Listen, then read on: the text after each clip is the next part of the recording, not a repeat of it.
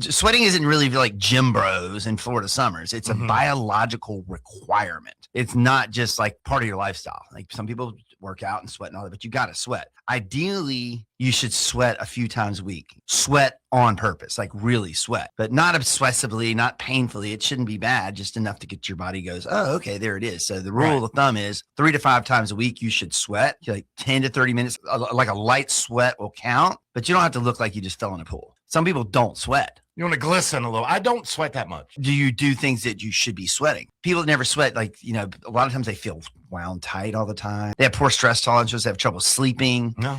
Toxic, inflamed, or sluggish. They get sick more often. So sweating is like taking the lid off of a pressure cooker. Like your body has these things and it holds it in. You need to sweat. It's good for it. But what about the other end of it? People that are just sweaty. That's an overstimulation of the nervous system. That's chronic sweat. That's the people that have that typically have chronic stress. Their blood sugars are gonna be off with big swings. They have hormonal or thyroid issues. Too little or too much usually has to do with the nervous system, not your skin, right? Your skin, of course. What's the largest organ in the body?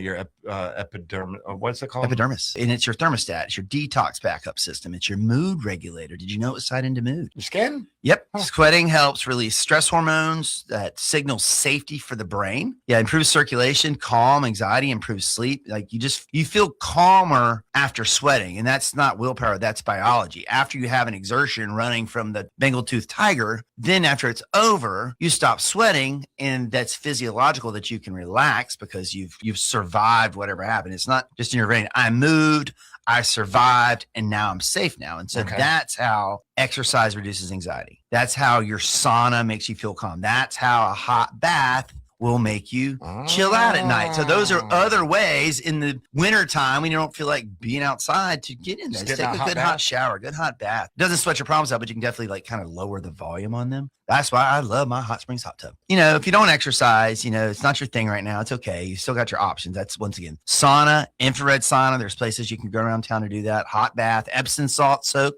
a little gentle stretching just to get going. Some hot yoga, walking with layers on, like any chore that gets your heart rate up. And how about this one? You're going to love this one. What type of food makes you sweat? Spicy food. Yeah, it counts. When you get a little spicy food and some movement going, that counts. That's a good detox for you. Anything that makes you sweat. Your body doesn't care why you're sweating. It just cares that you are. And like when I hear somebody's not sweating or sweats too much, like my chiropractor brain goes, okay, what's blocking the signal? Why isn't the body reacting properly to its environment? So what's going on? And sweating is controlled by your autonomic nervous system and specifically your sympathetic branch. So, that system lives in your brain. It travels down your spinal cord, exits to your spine, gets to your sweat glands, immune system, your gut.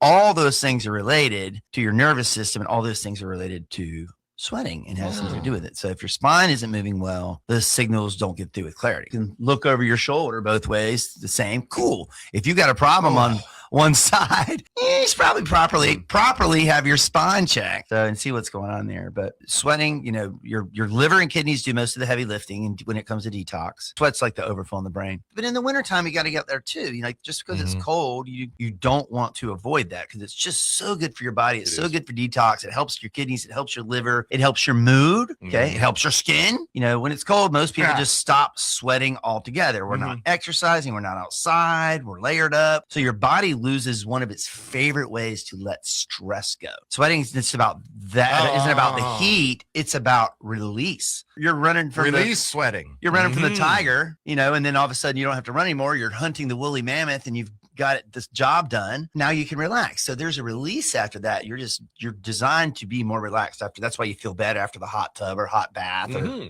anything like that. Or, if you're not exercising, don't beat it up. Doing sauna, if you're not into cold plunges or other detox trends, that's fine. But your nervous system still needs a way to kind of downshift. And like chiropractic, really does some of the things same. Sweating and chiropractic actually overlap more than people realize. Really? Sweating lowers your stress hormones. Chiropractic reduces nervous system overload. Sweating calms your nervous system. And chiropractic improves the brain-body connection. You've got improved circulation with sweating. Chiropractic improves your circulation and also your lymphatic flow. Your detox pathways are supported by sweating. And you've got chiropractic that helps regulate stress in your immune function. So it just makes you feel mentally clearer when you sweat. Chiropractic too. You feel calmer, clearer, and you sleep better. Like sweating works from the outside in, and then chiropractic works from the inside out. You get your actual nervous system working and controlling that better because your sweat glands, immune system, digestion, mood, detox organs are all controlled by what? Your brain. You got your brain that runs that. Even if you're not sweating, when you get adjusted, it helps you calm down. You circulate better. You drain the lymph, and it shifts you out of that fight or flight. Getting out of the sauna when you go on a run or you sweat or you get in the sauna, you feel better and you feel calmer.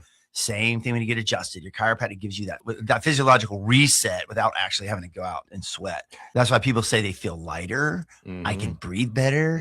I sleep like a rock. That's what we hear. God, I love sleeping like a rock, man. Me too. One, I got rid of that wedge pillow. Been sleeping great. Neck doesn't hurt anymore. You adjusted me. Like Saturday, I woke up. I was like, dang. And then you start to think clear, like, oh my God, that pillow is messing me up. Let me change that. Recommendation for pillows. You don't need those beautiful decorative pillows that my wife and most people have on their bed to make it look nice. That like when you puff them up, they reach all the way to the end of the bed.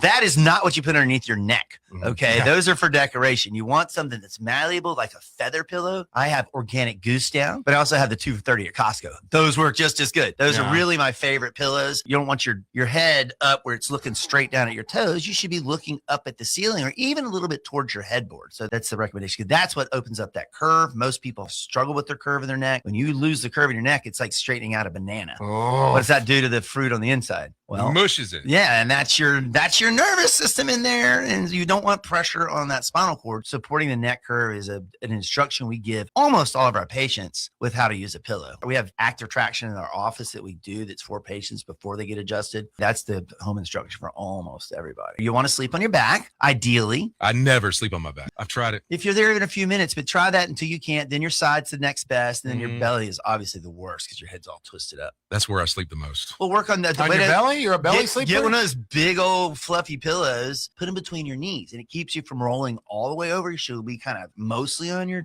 belly, but try it again on your back. You want to start there. You want to kind of train yourself that when you wake up and you're just all wadded up, try to get back on your back and start that way. Because remember, your chiropractor loves you. Even if you're sweaty, and there's nothing you can do about it.